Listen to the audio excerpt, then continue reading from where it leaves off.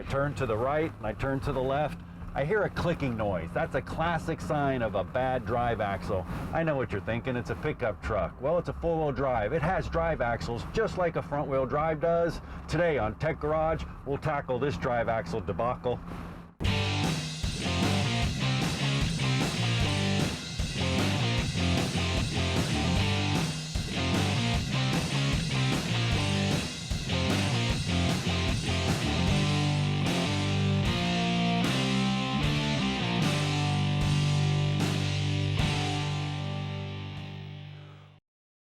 Welcome to Tech Garage, presented by Advance Auto Parts. Well, I'm driving around in our GMC Sierra, turn to the right or left, and I got a faint click. But when I lock it in four-wheel drive and turn, it gets a lot more distinctive. That's a classic sign of a bad drive axle. Brian, we got two options at this point. We can turn the radio up a little louder, or we can diagnose and fix this one. I think we should choose the latter of the two. Probably should. You know, I like good music as much as the next guy, but I think this probably warrants a repair. So I'll tell you what the big clue was when you said the clicking sound, and you've all heard it. You want to know where to start. That immediately took me to the CV axles. Now, I inspected the driver's side, but over here on the passenger side, John, check this out. I looked at the top boot, no leaking, no lubricant, anything, no cracks right there. And on the back side of this lower boot, it looks good, but when I come around here, you can see right here, there's a split in the boot. And it's just starting to weep some fluid right there. And so there's dirt inbound.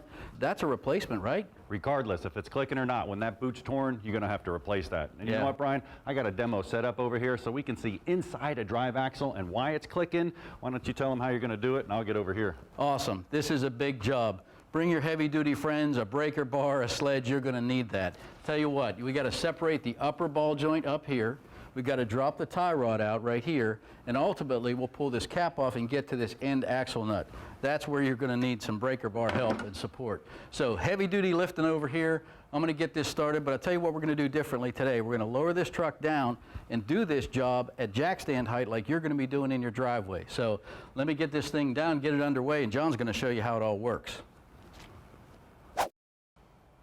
Of course, Brian. What is a CV axle and why is it clicking? Here's the drive axle we're actually putting on the pickup truck. And this end here is going to the front differential. This is a plunge joint. It moves in and out and changes lengths effectively to compensate for suspension movement. The other one's a fixed joint. This one's going out there to a spindle. That moves back and forth. The cool part is this cutaway right here. You can see the plunge joint. These are called a tripod tool-up right here, and there's 3 rollers on here, and that moves with suspension because it's going to go up and down. If you have a drive shaft, the yoke will do it on that end. Now over here is the cool part. This is what you can see. These are the ball bearings in here. When we're turning to the left or right, they're clicking. Why? Because they're just becoming loose, worn, or the slit in that boot's actually going to cause grease to go out, dirt to get in there and contaminate, and it's going to click as it turns. So we're going to have to replace that over on our pickup truck. Let's see how he's coming along.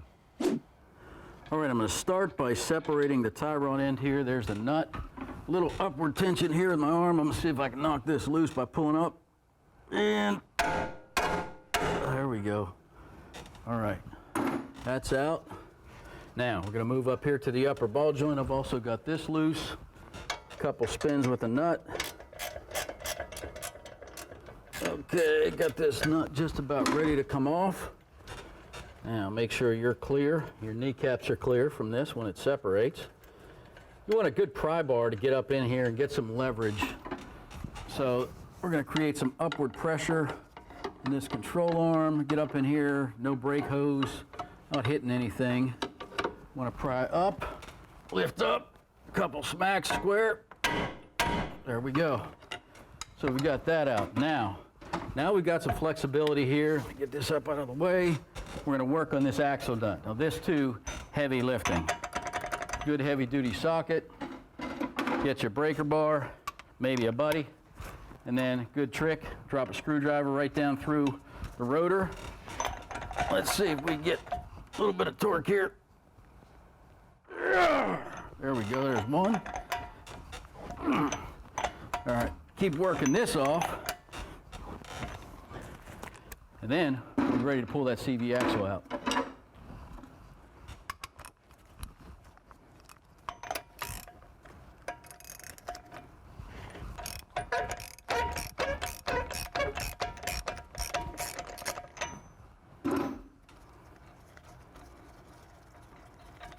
Okay, now up to the mounting flange here at the top of the CV axle. So get myself some access, 15mm socket, and a gun. We'll get this going. All right, come in and start with the bottom here first.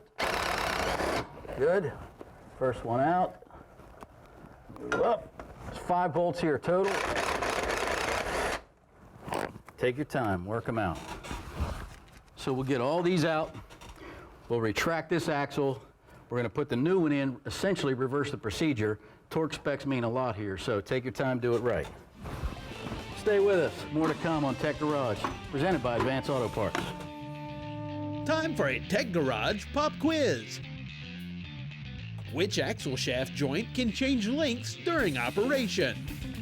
A. Fixed joint, B. Plunge joint, C. Outboard joint, or D. Ball and socket joint? The correct answer is B. When the suspension system deflects, the length of the axle must change, and the plunge joint allows this change in length.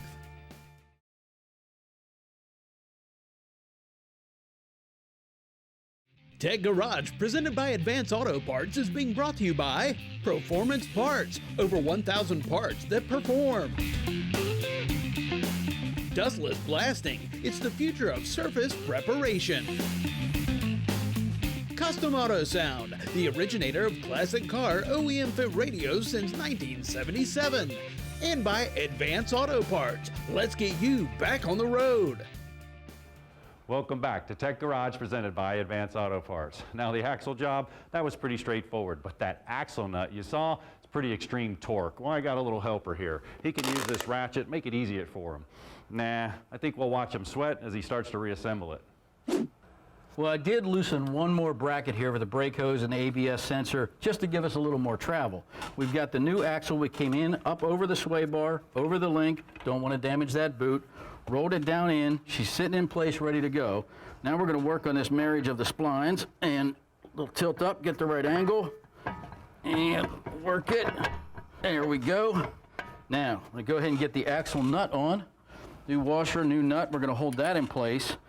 Then we're going to have to swing this whole assembly up, get this upper ball joint back in place so that we can get the mounting bolts back at the back done. Sit up on top of the shock mount, roll the assembly back up. I like to hold it with my knee here in place. Drop this in. Now, you need either a second set of hands here or a good pry bar to help your cause. I'm going to come in from the top, get this rolled in. I'm going to get a nut on it right here, hold this back together. Now, mounting bolts back at the flange, back into the differential. That's the next step. Torque matters. Follow your torque specs all the way around. But if you want to see how a CV axle and joint works in action, John's got that. Drive axle in action. I'm going to push the button here. You see it actually running. Inside here is that plunge joint we talked about earlier. On this model, it's actually splined right into the transaxle. Later, we'll see our RSX works the same way.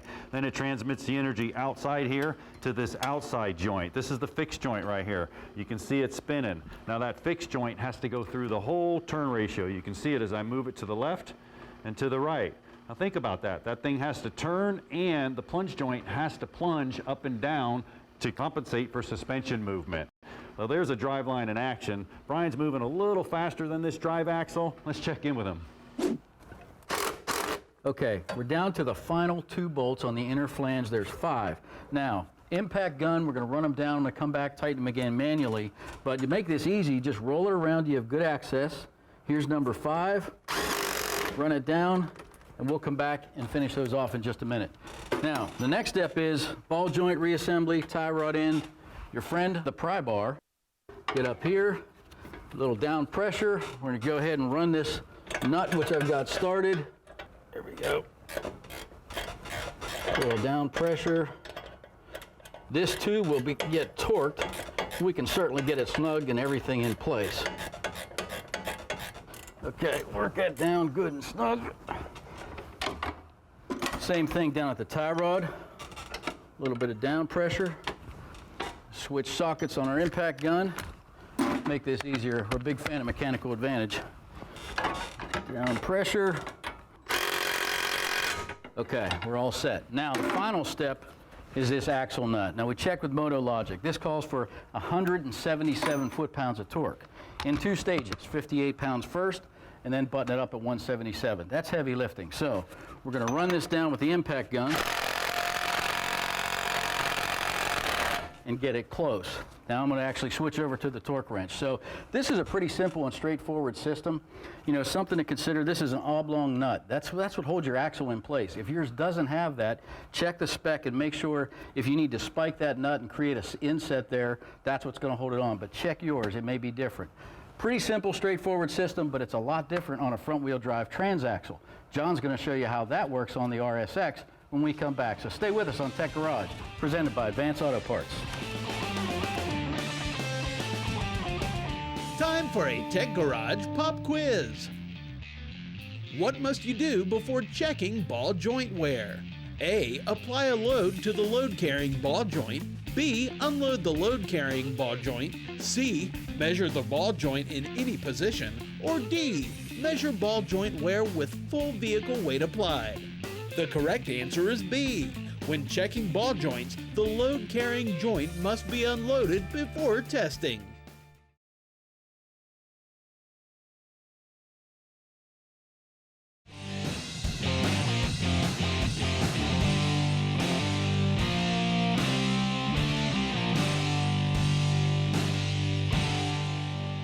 Well, welcome back to Tech Garage, presented by Advance Auto Parts. I pulled in Project RSX Resurrection, and I went ahead and did the drive axle. The only thing different from the Sierra is I had to pull it out of the actual transaxle itself, add some fluid, make sure everything was all right, but it was the same thing. But lo and behold, as I was doing it, you can see the ball joint right here. Man, this thing was all deteriorated, dirt getting in there, flopping around. Have to change it while we're there. Just took a big old hammer and knocked it right out of there. It's press fit, not as easy to put back in. So what I'm going to do is I'm going to take this new ball joint here, and we're going to go ahead and install it into here. Wow, I thought it was just a drive axle job. Oh, it was a drive axle. While you're having fun, look what I found, man. It's a mess. Holy cow. Go ahead and replace it. And I'm glad you're here because I can actually use your help. Absolutely. I'm going to get this thing up there and get it started. And then what we need to do is take that press tool. Yep. You can knock them out with a hammer, but you're sure not going to put it back in. Yeah.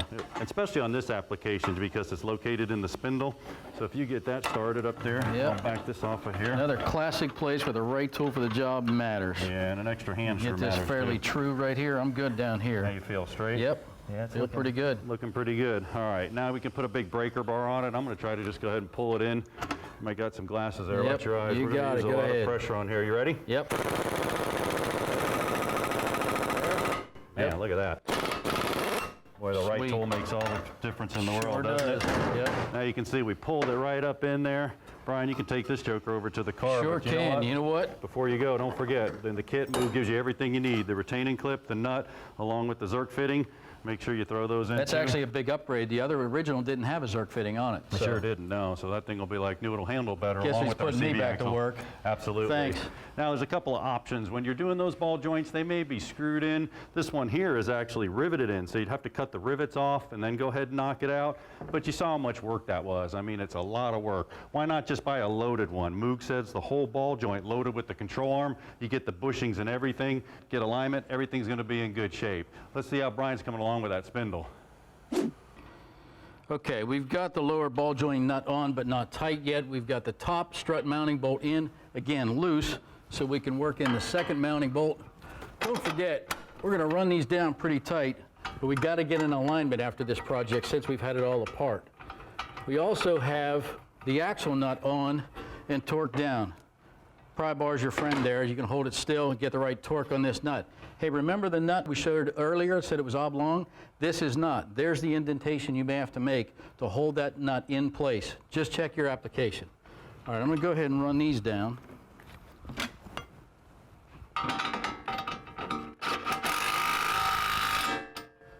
One.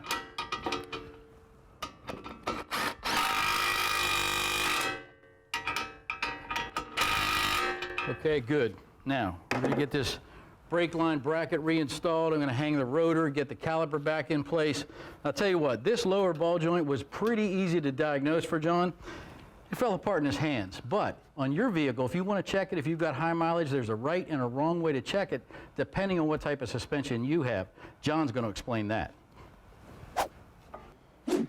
When talking ball joints, it's all about understanding a load carrying and a following ball joint. That's determined by spring location. On this front end here, you can see the spring's located right here. That's putting the pressure down here. This is the load carrying ball joint. This is the follower. To check this one, I want to take a jack stand and I want to come up under the control arm to take the tension off the spring. Once I do that, I can get a big pry bar, put it up under the tire, pick up and down on it, and check for any perceivable movement. Now, some cars have the spring location right here on top. Well, that changes the whole ball game, because what happens, this one becomes the load carrying, this one down here is on the follower. So what you want to do then is you want to take your jack stand and you want to put it over on the frame of the vehicle and lift up. That will relieve the tension. Take your pry bar once again, check it, look for any movement. If you have any movement, you can go ahead and replace them just like we did. And Brian's about done with his. Let's check in with him.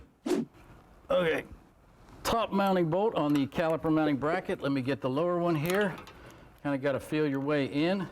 Tell you what, we're close on this project. Now, we've covered a lot about drive axles today, and we've shown you a couple different options. Now, it's important when you're tacking everything back together, one of the most important steps along the way, in this ball joint with a castellated nut, make sure you get the cotter key in. You don't want anything to have any chance to separate. We didn't re-torque the strut mounting bolts because, frankly, as soon as this wheel goes back on, we're headed right down the road for a new alignment. And everything else is buttoned up, and our RSX is one step closer to its first autocross. Now, of everything we've shown you today, it's all fairly low horsepower, fairly pedestrian application. You want to see how the big boys do it? John's headed down to Bernie's Speed Shop. That's where they got some serious drive axles. Stay with us when we come back on Tech Garage, presented by Advance Auto Parts.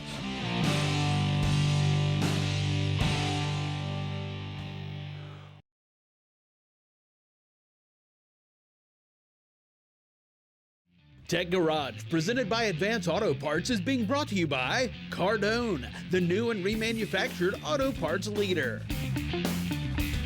Steel Rubber Products, quality crafted rubber parts and weather stripping. Clamp Tight, the clamp making tool.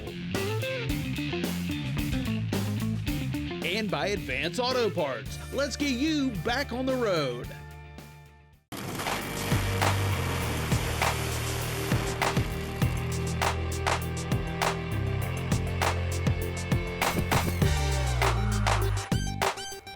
Welcome back to Tech Garage, presented by Advance Auto Parts. This performance playbook's all about the drive line, and on an 8-fuel dragster, that's an important piece of the puzzle. When Josh Hart gets on it on that starting line, this tire is going to come up and it's going to ride on a little contact patch. Now, Josh Hart, man, take us through that driver's seat, that experience when you take off. What are you feeling, these tires, and actually what goes on? It's an unbelievable G-force that just sets you back in the seat the entire pass. And what happens? I mean, do you feel the tires? Do you feel any vibrations? In the first 60 feet, you have to be able to really feel it in the seat of your pants and tell the difference between drive shaft chatter and tire shake. So you can tell it's a good run when you know you have one? Typically, yes, in the first 60 feet, you can actually feel the car get up on the tire properly. And when it gets up on the tire, you're riding on a little contact patch, aren't you?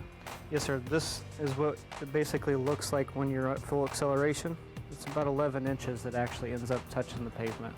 Well, we looked at some drive axles today, but you know, Drew's back in the shop here. He's putting some half shafts on a Corvette on the rear axle. They're a 78 Corvette. Came in with a few leaks, a few squeaks, pretty much came through and assessed it, pulled everything out, cleaned all the surfaces, replaced the universals, the U-joints in it, cleaned up the half shafts, replaced the internal seals. Upon disassembly, we found out that the seal was bad. We fixed the seal, replaced anything that we had, like the universals. You can hear the whine out of the universals, but you can hear the clunking out of it. Pulling these out is a very big job. You got to pull the rear arms, pull the whole thing out as an assembly, put it on the bench, break it all down, knock the universals all out, take the seals out. All this inside of here all has its own seals and washers, and it's all been refurbished too. Put the assembly back in, the biggest thing is shimming and aligning your rear arms. Those are a big problem and very time consuming getting those right.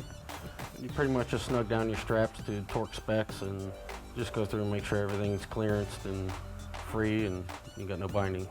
Once you're all done, you get a tighter feel in the suspension. You don't have no more noises, more of the slop. You got the side drain right here. We pretty much just drain, put that in there. We can suck them out. We pulled this one, pulled it on the wrench, just split it, just let it all come out.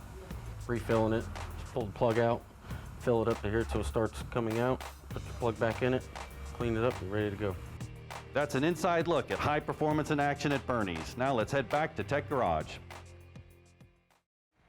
Bo from Chicago emailed this week with a 2014 Charger SRT8. Really nice car. There's a lot of popping sounds coming from underneath the vehicle, especially on bumpy roads, of which there are plenty in Chicago. Car only has 62,000 miles on it, so he's replaced the struts, but it didn't make a difference. It's still popping. Well, keyword there, SRT8, aggressive driving, Chicago, pothole capital of the world. Yes. Don't go together. Bo, hey, it's just a suspension-related component. I mean, we run a lot of those tests. Check your struts, your shocks. They'll rattle internally for leakage. Your spring, your insulator's there. And we showed you today about the ball joints. Very common popping noise right there. Man, there's bushings. There's a lot of suspension components to check. There really are. And these bushings absolutely take a beating, and they do wear out. There's a lot of really good aftermarket options. Energy suspension components, for example, really good stuff. Holds up in the most severe duty conditions like you're driving in. So you got some options there. Pretty easy checks you can do. Yeah, we did this checks today on the show with the ball joint. Just follow your load and following ball joint. When you do it,